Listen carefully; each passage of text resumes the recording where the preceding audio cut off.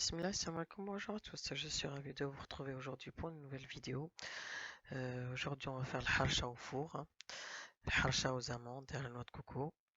On peut aussi l'appeler riba, hein, aussi c'est pareil. Donc, enfin, pas pareil, mais bon, vu le goût et le visuel, on pourrait l'appeler ainsi. Donc, j'espère que vous allez bien et que vous portez en ce temps d'hiver et que la famille va bien, les enfants, les parents. Enfin bon, au pays, hein, pour ceux qui sont pas chez eux. Donc j'espère que vous allez très bien. Donc voilà, je refais la vidéo parce que j'ai laissé des sons en fait dans des sons antérieurs, hein, dans la vidéo alors que je parle. Donc c'est pour ça que je refais la vidéo et enfin je recommente la vidéo. Donc c'est pour ça que j'ai dû euh, la mettre en privé, hein, pour pouvoir la refaire, et je l'ai remplacée par celle des beignets. Donc, à la barakatillah, comme vous avez vu, j'ai déjà commencé. De toute façon, il y a tout dans la vidéo. Il y a, il y a tout dans la vidéo. Donc, voilà. Et puis, tout est simple. Il n'y a rien de compliqué. Donc, voilà, vous mettez la semoule. Enfin, vous cassez d'abord les œufs. Vous faites les liquides en premier. Et après, au fur et à mesure, euh, vous mettez tout ce qui est en poudre, semoule, amandes et coco. Et après, avant-dernier, bien sûr, vous faites, bon là, on met la semoule. Et après, je mets la levure chimique. On peut mettre la levure sèche aussi. Bon, je l'ai pas mis, mais je veux dire, si vous avez pas, vous pouvez mettre la levure sèche, donc voilà, ou la levure fraîche. Donc, bien sûr, une petite pincée de sel en dernier. Donc ensuite, on l'a laissé reposer 40 minutes à peu près. Et le temps que la semoule absorbe tout le beurre. Donc voilà. Bon, c'est pas le beurre, hein, c'est la margarine, mais bon, quand on a l'habitude du beurre, on dit beurre.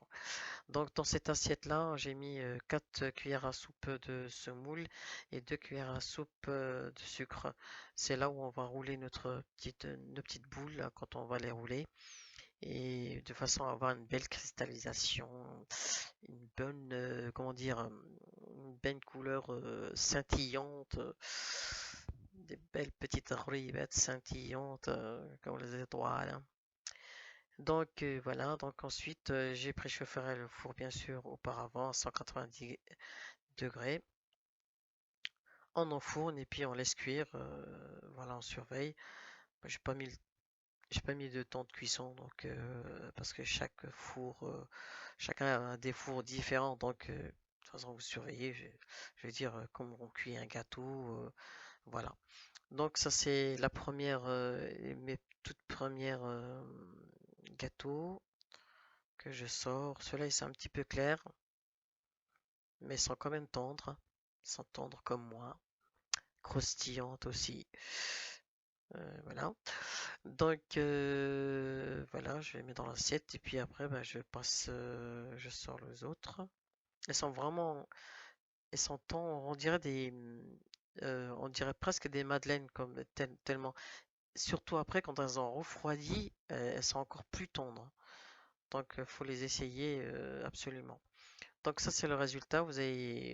On a un contraste. On a les caramels et un petit peu plus clair. Et bien sûr le même goût. Et puis elles sont tendres, croustillantes et moins de sucre. J'ai pas mis trop de sucre.